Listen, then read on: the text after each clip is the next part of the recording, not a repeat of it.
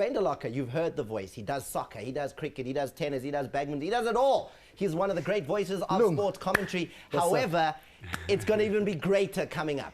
Because when that Olympic opening ceremony comes to our screens in South Africa, in Tokyo, in London, in Jamaica, anywhere in the world, Duane, when they tune in to watch the Olympic game opening ceremony, what will they hear? Oh, you've just made me so nervous now. I think I need to excuse myself. They're going to be hearing my voice. They're going to be hearing my voice. The opening ceremony of the Olympic Games for the world broadcast, you're going to be listening to me.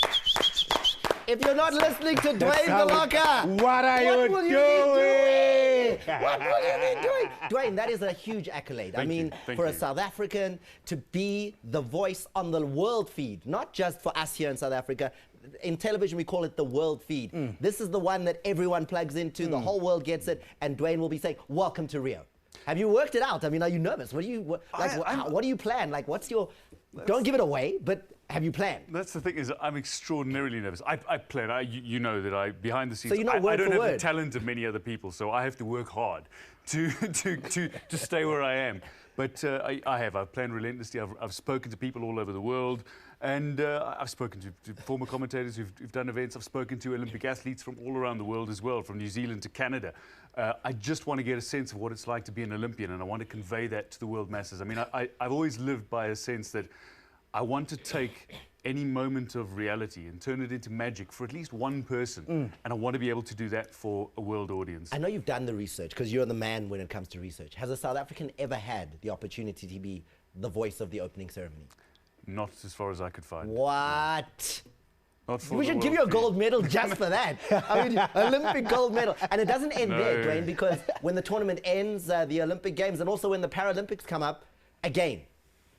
I've been very honoured to, they've asked me if I would not only do the opening ceremony, but the closing ceremony of the Olympic Games and of the opening ceremony for the Paralympic Games. And for me, I think it's something that was only, I realised the magnitude of it when a friend said to me, just a couple of days ago, I was talking about it and said, I'm just so incredibly nervous about this, the prospect of it.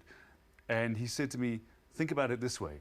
When we listen to those commentators from 100 years ago and the voices are going, well, now we're lining up for the 100 meters, your voice is going to be that voice in the archives that people in 100 years' time will be listening to when they go back to South America's first Olympic Games.